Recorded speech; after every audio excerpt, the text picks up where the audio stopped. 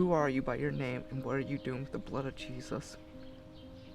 So that night I knew that Jesus was just talking to me the whole night. But who are you and what are you doing? Around 10 or 11, me and my brother, he took me to his friend's house. They started smoking pot. And my brother, he threw a magazine at me. And I didn't know what the magazine was. It was, I believe it was Playboy or something like that, but I can't remember. And I remember him, he was always like, real man, look at this stuff, and this is what real men have to do to be a man. And so I flipped the page, and I remember I was just so embarrassed, and I was like, oh my goodness, it's a naked lady. And he's like, well, what are you gonna do about it? And I'm like, I don't know. And so I was very ashamed of that day. It was nerve-wracking because it was the first time I ever seen a naked lady. And we went home, and he's like, don't tell mom and dad, because we was a good Christian family. We didn't talk about sex, and we didn't, but I was like, whoa, what was that? And so it had me in the thoughts. Well, at the age of 12, or 8th grade-ish, that's 12, 13, I was smoking pot and doing drugs and drinking. Well, we would go to my friend's house, and his dad would have pornography everywhere, just openly. And he would tell us, oh, this is what you guys look at, this is what real men look at, and these women. And it took me back to that time where I was like, whoa. Yeah, like my brother, I saw my first porn magazine with him. And this time I was more intrigued because I saw it. I was like, whoa, this is what a woman looks like. And so that porn, that it just intrigued me. And so we'd always hang out at the guy's house, and he would have porn everywhere. I wouldn't tell my mom and dad about it, but that's how I kind of got addicted. And then we'd go to our other friend's house, and he would have porn laying around too. So at the age of 13, I saw a lot of porn magazines and porn videos. We went to a convention in Colorado. It was a beautiful time. But I was like, so if I'm forced, I'm just gonna hang out with women and have fun. I'm a teenager. And so the whole time I was hanging out with women, and I was making out on a church event with a girl. And I remember getting to the Friday night, and God really poured out his spirit that night. I remember I climbed over 1,500 people just to get to the altar. And that night God changed my life, and I came back different. And so I was much different. My attitude was different, and just God was just working in my life. Well, that year, it was July, my dad went in for a little surgery, we thought, and he passed away.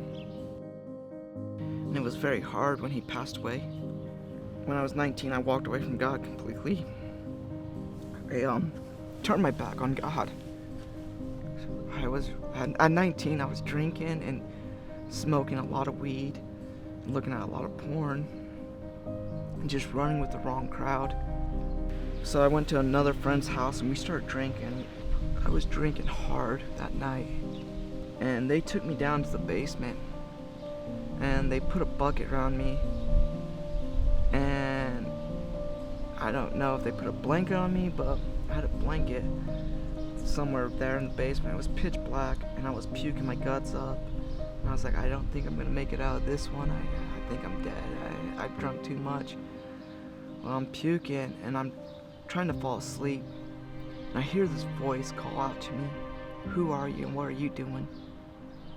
Who are you and what are you doing? The whole night I'm throwing up, and I hear this voice, and I'm frightened because I'm like, who is this?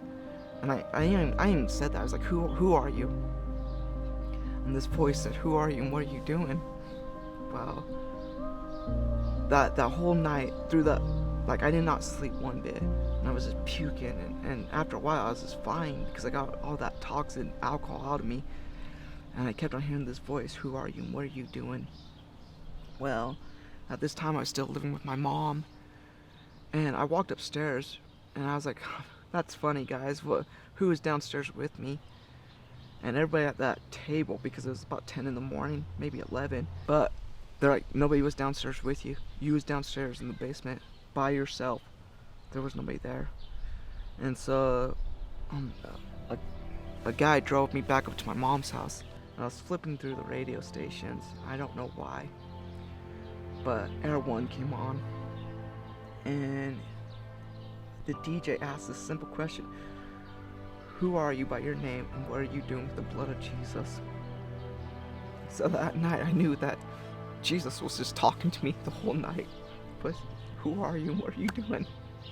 And it's very emotional. But I started changing my life. Well, I would honestly tell you that come out clean. Come clean with it. You know, it's gonna hurt. It's gonna sting. But if you come clean, and you might have to tell your mom and dad, you might have to tell your spouse, and there might be some long nights ahead of you. And there's still long nights ahead of me and my wife. But definitely come clean and find a group, a support group, because this is a very bad addiction. I've overcome alcohol and drugs, but sexual addiction is one of the worst addictions out there. First, I was very hold back. I didn't want everybody to know what I was going through. I was like, well, you know, I'll just kind of ease my way in. But when you start getting in a group and you start, because we all have pains, and when you start feeling somebody else's pain and why they start looking at porn and the struggle of porn, you start saying, wow, that's an amazing story. These days, I don't really hold anything back anymore. If I mess up, I tell people. And for the support group, I see great things coming out of it. Like the young guys are just starting with us. God is doing something in their life, and God's gonna take them over this hump, and God's just gonna reveal Himself. And that's the most important thing about being in a group, is that you get to tell each other, look, I'm going through something rough right now. I'm going through hurt, pain. And not once have we ever told each other, well, I'm going to judge you. But we're like, dude, let me pray for you and let me love on you. And we all stumble, but the love of God's just with us. And we are starting to become like brothers.